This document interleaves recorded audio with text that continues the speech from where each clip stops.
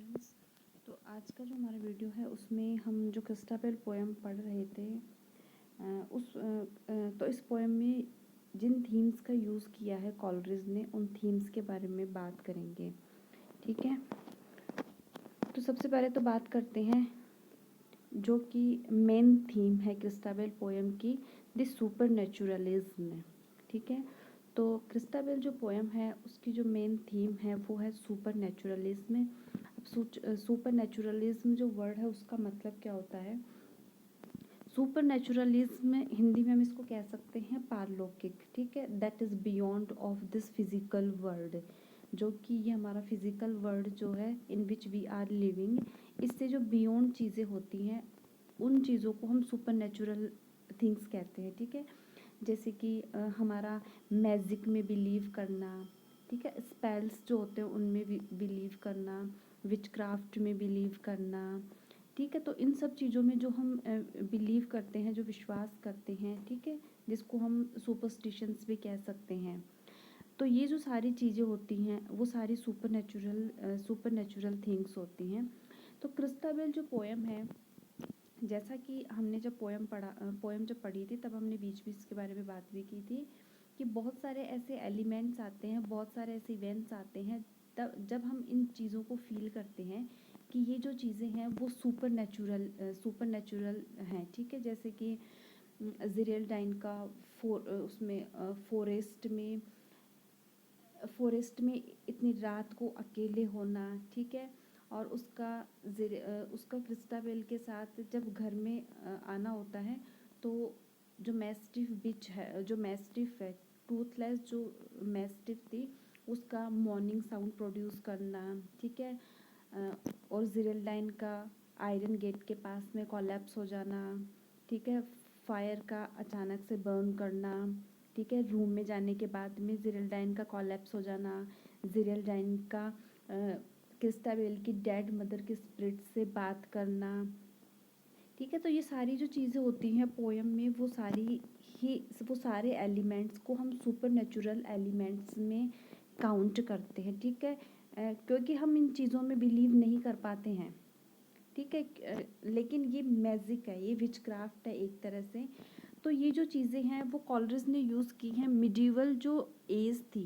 ठीक है, medieval as में लोग जो थे वो एक तरह से सुपरस्टिशियस थे। ठीक है, इन सब चीज़ों में वो विश्वास करते थे।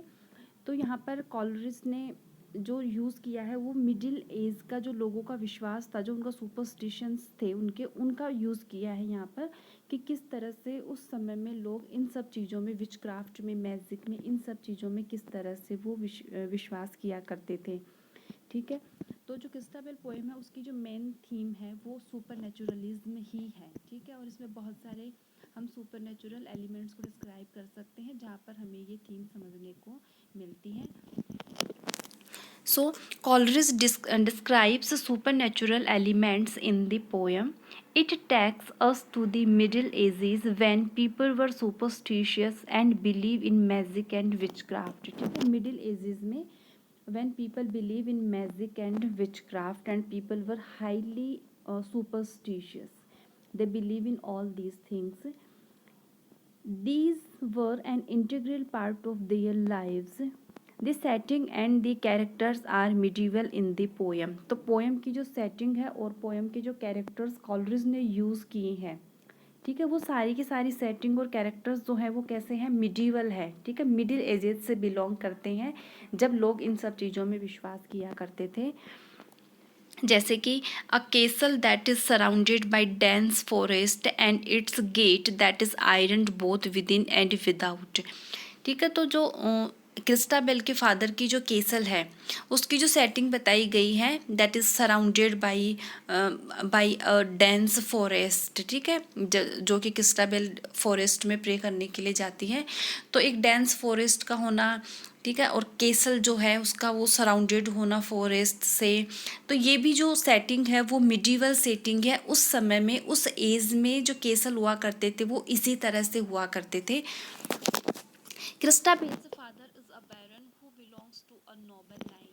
ठीक है, और क्रिस्टाबेल जैसा कि उस ज़ेरेल्डाइन को बताती है कि my father belongs to a noble line and is a baron, ठीक है। तो ये जो बैरन होना और ये जो नाइट का जो ऑनर दिया जाना, ये सब भी मिडिल एज से ही बिलोंग करते हैं। It is only in the middle ages that we had barons and knights. तो ये जो ऑनर दिए जाते थे वो उस समय में दिए जाते थे। तो सेटिंग जो है और कैरेक्टर्स जो है वो हम समझ सकते हैं, इंक्लूड से हम समझ सकते हैं कि इसकी जो सेटिंग है और उसके जो कैरेक्टर्स हैं पोएम के, वो सारे के सारे मिडिवल एज से बिलोंग करते हैं।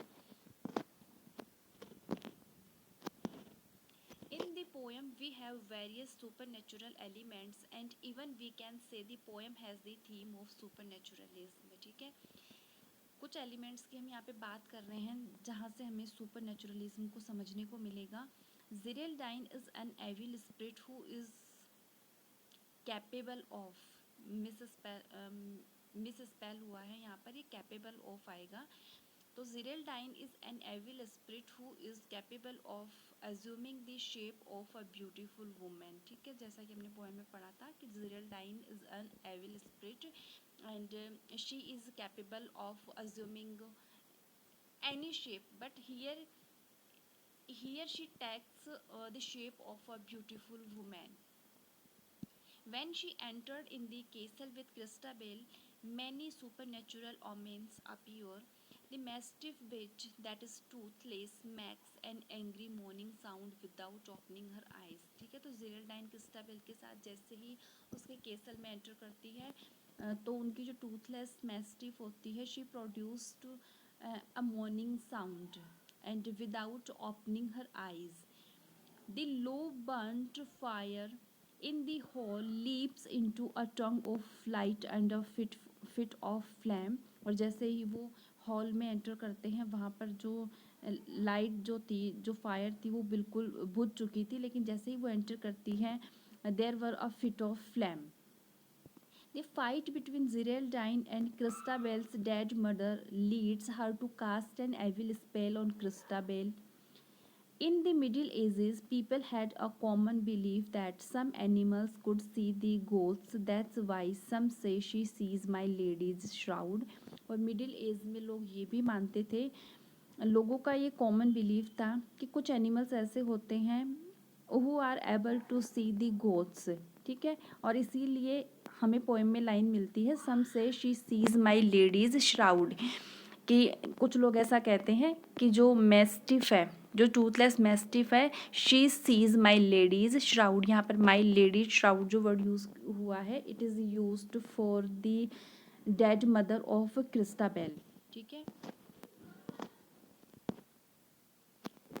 तो ये सारे सुपर नेचुरल एलिमेंट्स थे जिनमें से यहाँ पर हमने कुछ एलिमेंट्स को लिया है। इसके अलावा भी ज़िरेल्डाइन का केसल में एंटर होने पर कोलैप्स हो जाना, उसकी मदर स्पिरिट से बात करना, ठीक है, और क्रिस्टाबेल के रूम में भी उसका कोलैप्स हो जाना, ये सारे जो एलिमेंट्स हैं वो सुपर नेचुरल एलिमेंट्स ही हैं। उसके बाद में हम बात करते हैं the willing suspension of disbelief, ठीक है। तो विलिंग सस्पेंशन ऑफ डिसबिलीफ का मतलब होता है जब हम कुछ ऐसा पढ़ते हैं, या फिर हम मूवी के एग्जाम्पल से समझ सकते हैं कि बहुत बार हम कोई मूवी देख रहे होते हैं और हमें पता होता है, हम अवेयर होते हैं कि इट्स नॉट ट्रू, कि जो हमें मूवी में दिखाया जा रहा है वो सही नहीं है, वो सच नहीं है, बट स्टिल वी बिलीव, लेकिन फिर भी हम उसको मानते हैं और उसमें विश्वास करते हैं, ठीक है। तो सेम ऐसा ही पोयम में कॉलरिस ने बहुत सारे एलिमेंट्स ऐसे डाले हैं जहाँ पर हमें पता है कि ये सही नहीं है, ये सच नहीं हो सकता है, बट फिर भी हम उसमें विश्वास करते हैं।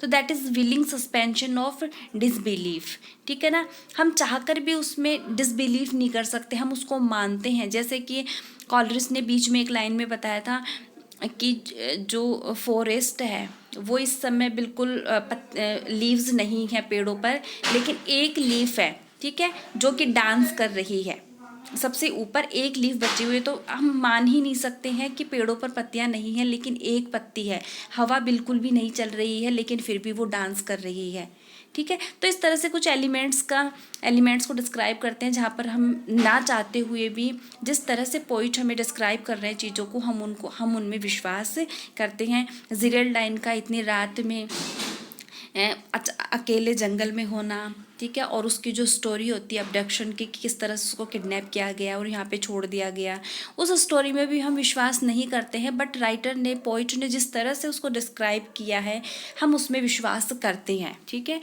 So the phrase was coined by Coleridge in lyrical ballads. तो जो फ्रेज है the willing suspension of disbelief, ये लिरिकल बैलेट्स में कॉलरिज ने कॉइंट की थी। When we read something we are fully aware, फिर से मिस स्पेल्ड हुआ है, when we read something we are fully aware that it can't be true but still we believe what we read. ठीक है, तो बहुत बार जब हम कुछ पढ़ते हैं तब हमें पता होता है कि it can't be true but still we believe what we read, लेकिन जो पढ़ रहे हैं हम उसमें क्या करते हैं, विश्वास करते हैं, क्योंकि जिस मैनर से पोइट ने उस चीज़ को डिस्क्राइब किया है हमें उसमें विश्वास होता है।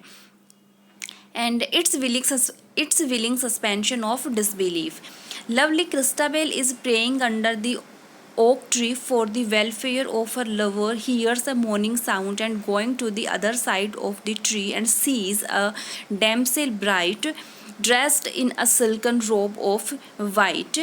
The story of her abduction to Christabel is somewhat unbelievable, but we believe in the story. Thus the poet prepares us to believe in the things that he is going to narrate. तो सबसे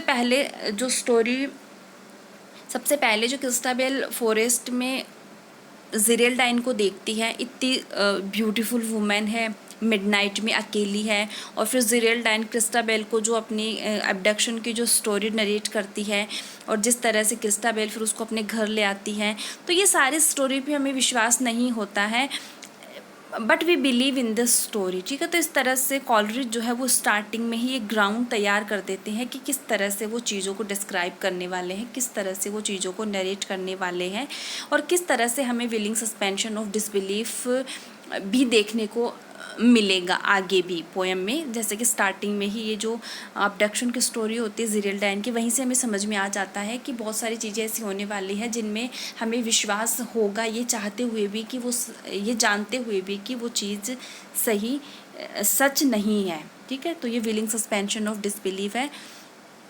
तो main जो theme है Christabel poem की वो super naturalism ही है, और इसमें हमारा क्वेश्चन भी मेन बन सकता है। ठीक है, कि जो पोएम है क्रिस्टाबेल उसमें जो सुपर नेचुरल एलिमेंट्स यूज़ हुए हैं या फिर सुपर नेचुरलिज्म की जो थीम यूज़ की गई है पोइट के द्वारा, उन एलिमेंट्स को आप डिस्क्राइब करो। ठीक है, सो ये हमारी पोएम कंप्लीट हुई क्रिस्टाबेल। इसके बाद में नेक्स्ट वीडियो में हम नेक्स्ट पोएम पढ़ेंगे।